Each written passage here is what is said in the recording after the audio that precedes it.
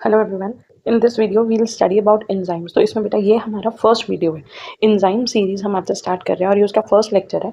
तो आज हम स्टार्ट करेंगे इंट्रोडक्शन टू एंजाइम, जिसमें हम बहुत ही बेसिक चीज़ें पढ़ेंगे, जैसे कि एंजाइम की डेफिनेशन क्या होती है, उसका केमिकल नेचर क्या होता है, एंजाइम के डिफरेंट कैरेक्टरिस्टिक्स क्या होते हैं, और एंजाइम के साथ जो को फैक्टर या को एंजाइम्स एडेड होते हैं वो क्या चीज़ होती है। उसके बाद क्लासेस ऑफ एंजाइम, क्योंकि एंजाइम्स जो होते हैं वो 6 to 7 क्लासेस में क्लासिफाइड होते हैं। एंड लास्ट होता है ईसी नंबर। तो ये जो है वो आपका बीएससी बायोकेमिस्ट्री का एक बहुत इंपॉर्टेंट टॉपिक और सब्जेक्ट आप मान सकते हो। उसके अलावा अगर आप बीएससी कर रहे हो या आप सेल बायोलॉजी पढ़ते हो तो बहुत सारे सब्जेक्ट्स के अंदर एंजाइम टॉपिक जो है वो हमारा कॉमन है।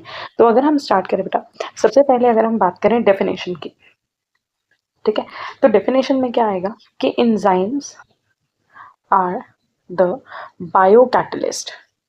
तो बेसिकली ये है क्या, बायोकैटलिस्ट। बायोकैटलिस्ट वर्ड दो वर्ड से बना हुआ है, bio which refers to living, तो मतलब कि वो जो लिविंग ऑर्गेनिजम्स के अंदर प्रेजेंट है, और दूसरा वर्ड है कैटलिस्ट। ठीक है, तो कैटलिस्ट क्या होता है, catalyst are those chemical molecules which helps to carry out a reaction at a faster rate without shifting the equilibrium। ठीक है, तो बेसिकली बेटा है क्या, कैटलिस्ट जो है वो केमिकल्स है जो किसी भी रिएक्शन को कैरी फॉरवर्ड होने में हेल्प करते हैं, लेकिन उसका इक्विलिब्रियम शिफ्ट नहीं करते। अब ये चीज़ याद रखनी है, ये रिएक्शन को कैरी आउट होने में हेल्प कर रहे हैं। ऐसा नहीं है कि अगर कैटलिस्ट होंगे नहीं तो वो रिएक्शन होगा नहीं। तो कैटलिस्ट सिर्फ क्या करते हैं, सिर्फ रेट ऑफ रिएक्शन को अफेक्ट करते हैं। तो मान लो अगर सपोज करो कोई एक मॉलिक्यूल है ए और वो ब्रेक डाउन होकर प्रोड्यूस कर रहा है B+C, ठीक है, तो इस रिएक्शन को होने में लेट्स से यहाँ पे कोई भी एक एंजाइम इन्वॉल्व था, एंजाइम एक्स। तो ये जो एंजाइम एक्स है ये सिर्फ इस रेट ऑफ रिएक्शन को इंक्रीज करेगा, लेकिन ए बी और सी में अदरवाइज भी चेंज होगा, बट इन अदर केस जो रिएक्शन स्पीड है वो बहुत स्लो होगी। दूसरी चीज, यहाँ पे जो रिएक्टेंट होते हैं, रिएक्टेंट के लिए बेटा वर्ड यूज होता है सबस्ट्रेट। ठीक है, तो हम बोल देते हैं कि enzyme acts on the substrate, या एंजाइम सबस्ट्रेट के साथ बाइंड करता है और फिर बनता है प्रोडक्ट। ये जो मैकेनिज्म है वो हम जब एक्टिवेशन एनर्जी, ये एंजाइम किस तरीके से काम करते हैं आने वाले लेक्चर्स में तब हम देखेंगे। ठीक है, तो आ जाते हैं थ्योरी पे। थ्योरी में मेन हमारा है एंजाइम्स जो है वो हाईली स्पेशलाइज्ड प्रोटीन्स हैं जो कैटलाइज कर रहे हैं बायोकेमिकल ट्रांसफॉर्मेशन को, मतलब कि हमारी बॉडी के अंदर जो बायोकेमिकल चेंजेस हो रहे हैं, रिएक्शंस हो रहे हैं, उनको कैटलाइज कर रहे हैं। The reactants of enzyme catalyse reactions are called substrate, मतलब कि जो रिएक्टेंट्स होते हैं उनको क्या बोला जाता है, सबस्ट्रेट, और वो फाइनली किस में कन्वर्ट हो रहे होते हैं, प्रोडक्ट में। एंजाइम्स जो होते हैं वो लार्ज बायोलॉजिकल मॉलिक्यूल्स हैं which are colloidal and thermolabile. ये बेटा कोलॉइडल स्टेट में होते हैं और थर्मोलेबाइल है। थर्मोलेबाइल मतलब कि हीट की वजह से ये डिस्ट्रॉय हो सकते हैं, तो ये एक ऑप्टिमम टेम्परेचर पे ही काम करेंगे, क्योंकि वैसे भी ये प्रोटीन है, प्रोटीन को अगर ज़्यादा हीट मिले तो वो डीनेचर हो जाता है। ठीक है, तो ओवरऑल एंजाइम जो है वो कैटलाइज करते हैं रिएक्शन को ताकि हमारी लाइफ सस्टेन हो सके, हमारी बॉडी के रिएक्शन इजीली हो सके। They are highly selective molecules, their catalytic activity depend on the integrity of their protein conformation, मतलब कि जो प्रोटीन का स्ट्रक्चर है, जैसे जनरली प्रोटीन जब फंक्शनल होता है वो 3D structure, 3 dimension tertiary structure में फंक्शनल होता है। तो एंजाइम कितना काम करेगा ये प्रोटीन कॉन्फॉर्मेशन पे डिपेंड करता है। अगर हीट की वजह से प्रोटीन का स्ट्रक्चर खराब हो गया तो एंजाइम काम नहीं करेगा। ठीक है, so enzymes employ additional non-protein chemical component known as cofactor या फिर coenzyme। इसका मतलब ये है बेटा, कभी कभी क्या होता है कि enzyme itself is not sufficient। ठीक है, एंजाइम जो है वो खुद से सफिशिएंट नहीं है एक रिएक्शन को कैरी आउट करने के लिए, तो कभी कभी उसके साथ कुछ कोफैक्टर, कोएंजाइम या प्रोस्थेटिक ग्रुप्स अटैच्ड होते हैं। ठीक है, दिस एडिशनल कंपोनेंट में बी बाउंड टाइटली और लूजली, और ये जो चीजें या तो अटैच्ड होगा कोफैक्टर या कोएंजाइम या प्रोस्थेटिक ग्रुप। ठीक है, इसमें से को फैक्टर और कोएंजाइम जो होते हैं वो लूजली बाउंड होते हैं और जो प्रोस्थेटिक ग्रुप होता है वो टाइटली बाउंड होता है। ठीक है, the distinguishing feature of an enzyme catalyse reaction is the catalytic site, a small portion of enzyme जहाँ पे सबस्ट्रेट बाइंड करता है। तो बेसिकली हम लॉकेन की हाइपोथेसिस के बारे में शायद आपको पता होगा या फिर आगे जाके हम पढ़ेंगे। एंजाइम जो है वो सबस्ट्रेट के साथ बाइंड करता है। मान लो ये कोई एंजाइम है, ठीक है, तो बेटा ये जो बीच में साइट है ना, ये इसकी बाइंडिंग साइट है जहाँ पे सबस्ट्रेट आके बाइंड करेगा। तो ये जो कैटालिटिक साइट होती है वो बहुत इंपॉर्टेंट मानी जाती है एंजाइम की वर्किंग के लिए। ठीक है।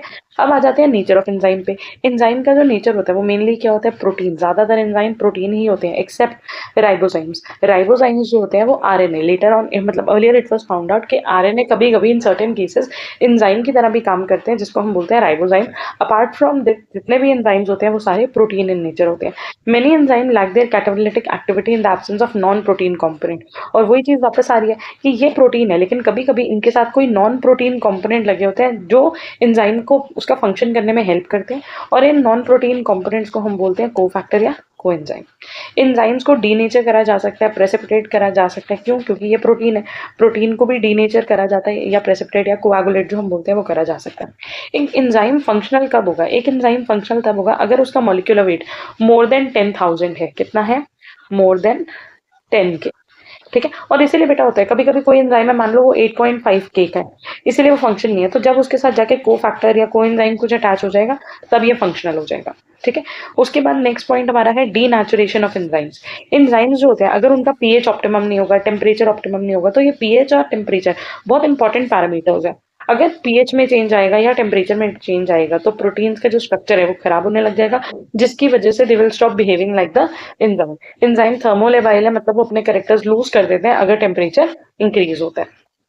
नेक्स्ट आएगा बेटा, अब हम पढ़ेंगे कि एंजाइम के डिफरेंट कैरेक्टरिस्टिक्स क्या क्या होते हैं। एंजाइम के डिफरेंट कैरेक्टरिस्टिक्स क्या है? जो रेट ऑफ रिएक्शन है वो 10⁻6 से बढ़ के हो जाता है 10⁻12 times, 10⁻6 to 10⁻12 times more than uncatalysed reaction. मैंने आपको पहले भी बताया कि अगर मान लो ए कन्वर्ट हो रहा है बी प्लस सी में तो ये रिएक्शन होगा तो सही, लेकिन एंजाइम के प्रेजेंस होने से सिर्फ इससे रिएक्शन की स्पीड इंक्रीज हो रही है, तो ये रिएक्शन नियरली 10⁻6 या 10⁻12 फोल्ड्स जो है वो जल्दी होने लग जाएगा। दूसरा, एंजाइम कैटलाइज्ड रिएक्शन स्पेसिफिक होते हैं क्योंकि हर एंजाइम एक स्पेसिफिक सबस्ट्रेट के साथ ही बाइंड कर सकता है। फिजिकल कंडीशन जैसे टेम्परेचर और पीएच जो है वो मैटर करते हैं, माइल्ड रहने चाहिए, या ऑप्टिमम वर्ड हम यूज करते हैं कि मोस्ट सुटेबल पीएच या मोस्ट सुटेबल टेम्परेचर जो होता है। All enzyme catalysed reaction occur at temperature below 100 degree and neutral pH. In addition to this control mechanism of enzyme is remarkable. Yes, enzymes का control mechanism बहुत ही ज्यादा important है। Catalytic activity of enzyme can be controlled by covalent modification या allosteric regulation या many others. तो बेटा आगे जाके हम पढ़ेंगे जिसमें हम पढ़ेंगे कि एंजाइम को कैसे कंट्रोल करा जाता है, कब उसकी एक्टिविटी को इनहांस करा जाएगा या सप्रेस करा जाता है बेसिकली, और वो करा जाता है कोवेलेंट मॉडिफिकेशन से, एलोस्टेरिक रेगुलेशन से। द स्पेसिफिसिटी, एक एंजाइम जो है वो हाईली स्पेसिफिक है क्योंकि एक स्पेसिफिक एंजाइम स्पेसिफिक सबस्ट्रेट के साथ ही बाइंड करेगा। और ऐसा क्यों? क्योंकि एंजाइम और सबस्ट्रेट के बीच में जो इंटरेक्शन होती है वो एक यूनिक इंटरेक्शन है। ठीक है। The precision is the result of substrate interaction with intricate 3 dimensional structure of the enzyme protein. ये प्रिसिजन, ये स्पेसिफिसिटी क्यों है? क्योंकि सबस्ट्रेट का एंजाइम के 3D स्ट्रक्चर के साथ एक जो केमिकल बाउंडिंग होती है वो बिल्कुल डिफरेंट है। अगर हम बात करें स्पेसिफिसिटी की, 4 type of enzyme specificity have been recognised. अब एंजाइम्स जो होते हैं वो एब्सोल्यूट स्पेसिफिक भी हो सकते हैं, मतलब वो कैटालाइज कर रहे हैं सिर्फ एक ही सबस्ट्रेट को, मतलब एक एंजाइम एक ही सबस्ट्रेट के साथ बाइंड कर रहे हैं। ग्रुप स्पेसिफिसिटी, मतलब कि एक जो एंजाइम है वो कुछ रिलेटेड कंपाउंड के साथ, वो एक से ज़्यादा सबस्ट्रेट के साथ बाइंड कर सकता है, प्रोवाइडेड वो जो सबस्ट्रेट्स हैं वो सारे रिलेटेड हैं, सेम केमिकल ग्रुप या केमिकल नेचर उनके पास होगा। नेक्स्ट है ऑप्टिमल स्पेसिफिसिटी, मतलब कि एंजाइम्स जो कैटालाइज कर रहे हैं दोनों में से सिर्फ एक ही ऑप्टिकल आइसोमर्स को, या तो वो डी फॉर्म को या सिर्फ एल फॉर्म के रिएक्शन को कैटालाइज करेंगे। ज्योमेट्रिकल स्पेसिफिसिटी में एंजाइम या तो सिर्फ सिस फॉर्म को या तो सिर्फ ट्रांस फॉर्म को कैटालाइज करेंगे। ठीक है। तो ये 4 फीचर्स हैं जो एंजाइम की स्पेसिफिसिटी कंडक्ट करते हैं। उसके अलावा अभी तक हमने 2-3 बार ये चीज़ नाम पढ़े, cofactor, coenzyme and prosthetic group. तो एंजाइम कभी कभी अपने आप से केपेबल नहीं होता रिएक्शन को कैटलाइज कराने के लिए, और उसके साथ अटैच होते हैं कोफैक्टर, कोएंजाइम या prosthetic group. In some enzymes the 3 dimensional structure composed of amino acid is sufficient enough to carry out the catalysis. कभी कभी क्या होता है बेटा, कुछ एंजाइम्स जो हैं उनका जो प्रोटीन का 3D स्ट्रक्चर है वो सफिशिएंट है, वो कैटालिसिस कर लेगा और उसको कोई एडिशनल मॉलिक्यूल की जरूरत नहीं चाहिए। तो यहाँ पे तो बात खत्म, यहाँ पे किसी एडिशनल ग्रुप की जरूरत नहीं चाहिए। लेकिन बहुत बार many enzymes need an additional chemical component, उनको एक एडिशनल केमिकल कंपोनेंट साथ में चाहिए जिसको बोला जाता है कोफैक्टर या कोएंजाइम, या फिर दोनों चाहिए ताकि वो अपनी कैटालिसिस कर सके। और इसका एक रीजन लो मॉलिक्यूलर वेट भी एक बहुत इंपॉर्टेंट फैक्टर है, क्योंकि एज आई मेंशन कि एंजाइम का मिनिमम मॉलिक्यूलर वेट 10,000 डाल्टन होना चाहिए। दिस एडिशनल मॉइटी में भी इंटीग्रल पार्ट ऑफ एंजाइम हो सकता है कि वो एंजाइम का ही कोई पार्ट हो, या फिर एंजाइम के साथ आके बाद में अटैच हो जाता है। ठीक है। तो एक कंप्लीट एंजाइम को, एक पूरे एंजाइम को हम बोलते हैं बेटा होलो एंजाइम। अब ये होलो एंजाइम मान लो दो चीज़ों से बना हुआ है, एक तो हमारा प्रोटीन पार्ट ऑफ एंजाइम, लेकिन जो खुद से इनसफिशिएंट था कैटालिसिस करने के, और उसके साथ बाइंड है कोफैक्टर। तो अपो एंजाइम और कोफैक्टर मिलकर बना देते हैं holoenzyme. A complete catalytically active enzyme with its bound coenzyme, वो अपने बाउंड कोएंजाइम या कोफैक्टर के साथ मिलके उसको क्या बोला जाता है, होलो एंजाइम। उसका जो प्रोटीन पार्ट है वो अपो एंजाइम होता है या फिर अपो प्रोटीन होता है। बात करें कोफैक्टर की, तो कोफैक्टर क्या है बेटा, cofactor bind in temporarily dissociable manner to the enzyme और टू द सबस्ट्रेट। एक चीज तो ये कि कोफैक्टर टेम्परेरीली बाइंड कर रहा है, परमानेंटली बाइंड नहीं कर रहा। अब ये जो कोफैक्टर है वो दो कैटेगरीज में डिवाइडेड है, या तो वो कोई मेटल हो सकता है या फिर वो कोई ऑर्गेनिक मॉलिक्यूल हो सकता है। मतलब क्या तो कोई इनऑर्गेनिक पार्ट होगा या ऑर्गेनिक पार्ट होगा। मेटल आयन या स्मॉल इनऑर्गेनिक मॉलिक्यूल हो सकते हैं। बहुत सारे एंजाइम को इनऑर्गेनिक आयन चाहिए होते हैं, मतलब कि मेटल आयन चाहिए होते हैं फॉर देयर फंक्शनिंग, जैसे कि Fe2+ चाहिए, Mg चाहिए, मैंगनीज जिंक चाहिए। ऐसे एंजाइम जिनको मेटल आयन चाहिए उनकी एक्टिविटी के लिए, मतलब जिनका कोफैक्टर एक मेटल आयन है, उसको हम मेटल एक्टिवेटेड एंजाइम्स भी बोल सकते हैं। मेटल आयन जैसे कि मैग्नीशियम, मैंगनीज, जिंक जो है वो एंजाइम की एक्टिव साइट पे बाइंड करते हैं। एक्टिव साइट क्या होती है, मान लो बेटा ये एक एंजाइम है, इसकी ये साइट है जहाँ पे सबस्ट्रेट ने आके बाइंड करना है। तो जहाँ पे जो सबस्ट्रेट बाइंडिंग साइट होगी, जहाँ पे आके सबस्ट्रेट ने बाइंड करना है, उसको हम बोल देंगे एक्टिव साइट। उसके बाद आ जाते हैं कोएंजाइम पे। कोएंजाइम क्या होता है बेटा, cofactors are small organic molecule. अभी हमने पढ़ा था कि कोफैक्टर की दो कैटेगरी हो सकती है, या तो वो मेटल हो सकते हैं या तो वो ऑर्गेनिक मॉलिक्यूल हो सकते हैं। अगर वो ऑर्गेनिक मॉलिक्यूल है तो हम उसको बोल देंगे बेटा कोएंजाइम। ठीक है, लेकिन याद रखना ये दोनों ही चीजें टेम्परेरली बाउंड है। ठीक है, small organic molecule coenzyme. Coenzyme जो होता है वो डिराइव्ड होते हैं विटामिन से, वो टाइटली बाइंड होते हैं या लूजली बाइंड होते हैं। If coenzyme is tightly bound, अगर कोई कोएंजाइम टाइटली बाइंड है तो उसको हम बोल देंगे प्रोस्थेटिक ग्रुप। तो हमने तीन चीजें पढ़ी थी ना, कोफैक्टर, कोएंजाइम और प्रोस्थेटिक ग्रुप। उसमें से सिर्फ प्रोस्थेटिक ग्रुप ऐसा है जो परमानेंटली या टाइटली बाउंड होता है एंजाइम के साथ। ठीक है, some coenzyme can be used by variety of enzymes for catalysis. However, enzyme that use same coenzyme are usually mechanistically similar, that is their mechanism of catalysis remains same. कभी कभी क्या होता है, सेम कोएंजाइम, जैसे coenzyme A हमें acetyl coenzyme A में भी मिलेगा और किसी और में भी मिलेगा। ठीक है, जैसे जब हम फैटी एसिड्स का डिग्रेडेशन करते हैं वहाँ पे भी जो एंजाइम है उसके साथ कोएंजाइम अटैच होता है। तो कभी कभी सेम कोएंजाइम जो है वो हमें डिफरेंट एंजाइम के साथ मिल सकता है। अब आए अगर लास्ट प्रोस्थेटिक ग्रुप की, तो प्रोस्थेटिक ग्रुप वो कोएंजाइम या मेटल आयन है जो टाइटली या कोवलेंटली बाइंड होता है प्रोटीन के साथ या एंजाइम के साथ, तो उसको बोल देंगे प्रोस्थेटिक ग्रुप। तो प्रोस्थेटिक ग्रुप में याद रखना है जो कि टाइटली या कोवलेंटली बाइंड है। ठीक है, इसकी जो बाइंडिंग होती है वो एंजाइम के साथ वो क्या होती है, परमानेंट। मतलब कि एंजाइम के साथ प्रोस्थेटिक ग्रुप जो है वो परमानेंटली बाउंड है। अगर मान लो किसी वजह से एंजाइम से ये प्रोस्थेटिक ग्रुप अलग हो गया, अगर प्रोस्थेटिक ग्रुप अलग हो गया तो उसकी वजह से जो एंजाइम है उसमें आ जाएगा लॉस ऑफ कैटालिटिक एक्टिविटी, मतलब वो एंजाइम जो है वो नॉन फंक्शनल बन जाएगा। ठीक है, उसके एग्जाम्पल्स आप याद कर सकते हो, पायरिडॉक्सिल फॉस्फेट, FMN, FAD, बायोटिन। तो ये सारे हैं जो प्रोस्थेटिक ग्रुप की तरह काम करते हैं। Metal ions are the most common prosthetic group. 1/3 of the enzyme contain tightly bound metal ion. Nearly 30% या 35% ऑफ एंजाइम्स जो होते हैं उनमें टाइटली बाउंड प्रोस्थेटिक ग्रुप की फॉर्म में क्या प्रेजेंट होता है, मेटल आयंस प्रेजेंट होते हैं। ठीक है, तो यहाँ पे एग्जांपल्स हैं, जैसे कि पायरुवेट कार्बोक्सिलेज में कोएंजाइम क्या है, बायोटिन। एसिटाइल कोएंजाइम में कार्बोक्सिलेज में कोएंजाइम ए प्रेजेंट है। मोनोअमीन ऑक्सीडेज के अंदर FAD प्रेजेंट है। लैक्टेट डिहाइड्रोजनेज के अंदर NAD+ प्रेजेंट है। ठीक है, तो ये इंपॉर्टेंट एग्जांपल्स हैं जहाँ पे एंजाइम और उनके स्पेसिफिक कोएंजाइम मेंशन्ड है। तो अगर हम अभी तक जो हमने एंजाइम की कॉम्पोजिशन पढ़ी उसके बारे में बात करें, एंजाइम क्या है, प्रोटीन एक्सेप्ट राइबोजाइम, क्योंकि राइबोजाइम का नेचर क्या होता है, RNA। ठीक है, on the basis of composition हम इसे तीन ग्रुप में डाल सकते हैं, या तो सिर्फ प्रोटीन होगा, मतलब वो अपने आप ही प्रोटीन नेचर का और उसके साथ कुछ भी अटैच नहीं है, या फिर प्रोटीन के साथ क्या अटैच है बेटा, मेटल आयन प्रेजेंट है, तो उसको हम बोल देंगे मेटालो एंजाइम या metal activated enzyme. Metal ion जो होगा वो कोफैक्टर भी हो सकता है, मतलब कि टेम्परेरली या लूजली बाउंड भी हो सकते हैं, या फिर परमानेंटली या टाइटली कोवेलेंटली लिंक भी हो सकते हैं।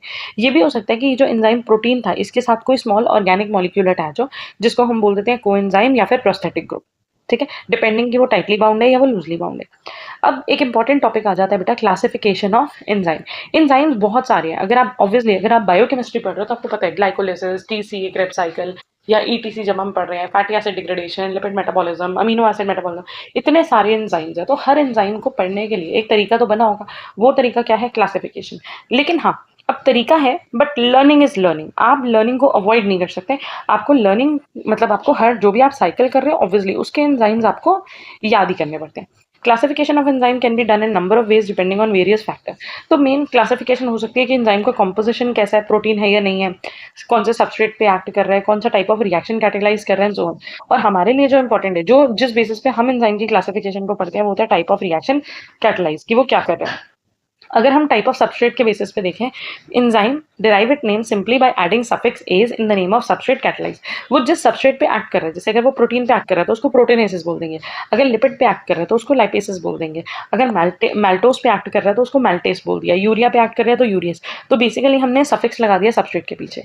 Nature on and products, enzyme derive it name from the nature of and product. For example fumarase, fumarase नाम कहाँ से आया? फ्यूमरेज एक वो एंजाइम है जो फॉर्मेशन ऑफ फ्यूमरेट करता है, ठीक है। तो यहाँ पे हमने क्या करा, 8 लगा दिया। तो जो उसने प्रोडक्ट बनाया है, अगर फ्यूमरेज बन रहा है तो हमने क्या लगा दिया, सॉरी फ्यूमरेट बन रहा है तो हमने क्या बना दिया, उसका फ्यूमरेज बना दिया। नेक्स्ट और इंपॉर्टेंट जो है वो है टाइप ऑफ रिएक्शन के बेसिस पे। Depending on the type of reaction simply by adding ases, enzyme को बोल देते हैं हाइड्रोलेसिस, आइसोमरेजेस, ऑक्सीडेजेस, डिहाइड्रोजनेसेस, ट्रांसएमिनेसेस, ट्रांसएल्डोलेसिस, ट्रांसकीटोलेसिस या फॉस्फोराइलेसिस। हाइड्रोलाइसिस में वो हाइड्रोलाइज करते हैं, ब्रेक करते हैं। आइसोमरेजेस में आइसोमराइजेशन, स्ट्रक्चरल चेंजेस करते हैं। ऑक्सीडेजेस या डिहाइड्रोक्सीनेशन में बेसिकली रिडॉक्स रिएक्शन, ऑक्सीडेशन या रिडक्शन हो रहा होता है। ट्रांसएमिनेशन में अमीनो ग्रुप ट्रांसफर हो रहा होता है। ट्रांसएल्डोलेशन, ट्रांसकीटोलेशन। तो ये डिफरेंट कैटेगरीज है ऑफ केमिकल रिएक्शंस कि कौन सा केमिकल रिएक्शन कैटलाइज कर रहा है, ठीक है। अगर हम बात करें ऑक्सीडो रिडक्टेज, अब मेन बेटा हमारे पास जो क्लासिफिकेशन है, प्रेजेंट क्लासिफिकेशन के हिसाब से आपके पास ये 7 क्लासेस ऑफ एंजाइम्स हैं। इनके ये जो क्लासेस के नाम है ये लर्न करना बहुत इंपॉर्टेंट है, एंड इसको इसी ऑर्डर में लर्न करना है, जैसे नंबर 1 यही रहेगा, नंबर 2 यही रहेगा, नंबर 3 यही रहेगा। तो ये बहुत इंपॉर्टेंट है। फर्स्ट क्लास है ऑक्सीडो रिडक्टेज, मतलब कि ये ऑक्सीडेशन रिडक्शन को कैटलाइज करते हैं। ऑक्सीडेशन रिडक्शन में ऑक्सीजन या हाइड्रोजन का भी एडिशन सब्ट्रैक्शन हो सकता है, या फिर गेन और लॉस ऑफ इलेक्ट्रॉन भी हो सकता है, जैसे कि डिहाइड्रोजनेसिस। ट्रांसफरेसिस, ट्रांसफरेसिस क्या करते हैं, ट्रांसफर करते हैं फंक्शनल ग्रुप को, जैसे फॉस्फेट को, अमीनो को, मिथाइल को एक मॉलिक्यूल से दूसरे मॉलिक्यूल में, जैसे कि काइनेसिस। काइनेसिस क्या करते हैं, फॉस्फेट ग्रुप ट्रांसफर करते हैं। नेक्स्ट हाइड्रोलाइसिस, ब्रेक डाउन करते हैं in the presence of water. तो ये बेसिकली हाइड्रोलाइज कर रहे हैं, जैसे कि जो डाइजेस्टिव एंजाइम होते हैं लाइपेस, अमाइलेज, वो क्या है, हाइड्रोलाइसिस। अनदर वन लाइएस, लाइएस क्या है, क्लीव कर रहे हैं, मतलब ब्रेक कर रहे हैं बॉन्ड को, लेकिन हाइड्रोलाइसिस में वर्ड हाइड्रो है तो मतलब वहां पे वाटर था, लेकिन यहाँ पे विदाउट एडिंग वाटर है और अंडरगोइंग ऑक्सीडेशन है, ऑफन लीविंग डबल बॉन्ड और रिंग्स, जैसे कि डी कार्बोक्सिलेज। तो मतलब किसी बॉन्ड को ब्रेक कर रहे हैं या रिमूव कर रहे हैं। आइसोमरेजेस में स्ट्रक्चरल शेप चेंज होती है, रीअरेंजमेंट होती है, जिससे आइसोमर्स बनते हैं। लाइगेसेस का मतलब होता है बेटा ज्वाइन करना, टू ज्वाइन टुगेदर। तो जब दो मॉलिक्यूल्स या उनसे ज्यादा मॉलिक्यूल को ज्वाइन करा जाएगा तब एंजाइम्स आएंगे लाइगेसेस, जैसे कि a process that require energy input usually from ATP, जैसे कि डीएनए लाइगेज। जब डीएनए जो डीएनए की हेलिक्स होते हैं उसको आपस में ज्वाइन करा जाता है तो वहां पे कौन काम करता है, डीएनए लाइगेज। लास्ट है, इससे पहले बेटा यहीं तक थे 6 क्लासेस थी, लेकिन अब फ्यू इयर्स बैक एक 7 क्लास भी यहाँ पे ऐड करी गई है, दैट इज ट्रांसलोकेसेस। ये मूवमेंट करते हैं आयन या मॉलिक्यूल की across the biological cell membrane, क्योंकि जो हमारी सेल मेम्ब्रेन है वो लिपिड और प्रोटीन से बनी हुई है, ऑर्गेनिक मॉलिक्यूल से, तो वो आयनिक मॉलिक्यूल्स को, वाटर को मूव करना अलाउ नहीं करती, तो उनको मूव कराने में जो एंजाइम्स हेल्प करते हैं दोज आर ट्रांसलोकेसेस, ठीक है। तो यहाँ से आप स्क्रीनशॉट ले सकते हो, बिकॉज इसको नाम को इसी वे में लर्न करना जरूरी है। Oxido reductase, transferase, hydrolase, lyase, isomerase, ligase, ये क्या कर रहे हैं वो हम डिस्कस कर चुके हैं, और इनके एक एक दो दो एग्जाम्पल्स याद करने बेटा इंपॉर्टेंट है, ठीक है। This is also the same thing, I have put this thing in 2-3 ways, ताकि आपको जोन सा पार्ट ईजी लगे आप उसके बेसिस पे कर सकते हो, ठीक है। तो moving to the next one, yes, oxidoreductase, transferase, hydrolase, lyase, isomerase, ligases, और अब एक और आ गया है ट्रांसकोलेसेस। नेक्स्ट टॉपिक है बेटा ईसी नंबर। ईसी नंबर का मतलब होता है एंजाइम कमीशन नंबर। एंजाइम्स जो होते हैं ना उसको हमने 6 क्लासेस, अब इनफैक्ट 6 नहीं है, अब कितनी क्लासेस है, 7 क्लासेस, ऑन द बेसिस कि वो कौन सा रिएक्शन कैटेगराइज कर रहे हैं उसके बेसिस पे हर एंजाइम का एक कोड होता है, ठीक है। Each major class is divided into sub class, जैसे कि सपोज करो ये जो कोई भी ऑक्सीडो रिडक्टेज होगा तो उसका कोड क्या होगा, 1। जो भी ईसी नंबर होता है ना बेटा वो 4 डिजिट होते हैं, जैसे A.B.C.D। जो फर्स्ट नंबर है वो है क्लास, ठीक है। अगर हाइड्रोलेज होगा कोई, ठीक है, फॉर एग्जांपल हमने ले लिया ट्रिप्सिन, तो ट्रिप्सिन का फर्स्ट नंबर होगा नंबर 3, ठीक है, फर्स्ट हमारा ये वाला नंबर आता है। उसके बाद नेक्स्ट आ जाती है सब क्लास, फिर आ जाती है सब सब क्लास, और फिर आ जाता है उस एंजाइम का स्पेसिफिक नाम। तो each major class is divided into sub class, और हर एक सब क्लास डिवाइडेड होती है सब सब क्लासेस में। एवरी क्लास, सब क्लास एंड ईच सब सब class is assigned a code. तो पहला जो कोड होता है वो किस चीज का होता है, क्लास का। फिर जो नंबर होगा वो किस चीज का होगा, सब क्लास का। फिर जो नंबर होगा वो किस चीज का होगा, सब सब क्लास का। ठीक है, और जो लास्ट नंबर होगा वो नेम ऑफ एंजाइम को रेफर कर रहा होगा। तो हर एंजाइम का जो ईसी नंबर होता है वो एक 4 डिजिट नंबर होता है एंड अ सिस्टमिक नेम, और एक उसका नेम होता है जिससे हम उस रिएक्शन को कैटेगराइज या आइडेंटिफाई कर पाते हैं। पहला डिजिट क्लास का नंबर होता है, दूसरा डिजिट और तीसरा डिजिट जो होता है वो सब क्लास और सब क्लास होता है, और जो फोर्थ है, फोर्थ नंबर एक्चुअल सबस्ट्रेट को सिग्निफाई करता है। ठीक है, तो यहाँ से अगर आप चाहो आप कुछ एग्जाम्पल देख सकते हो।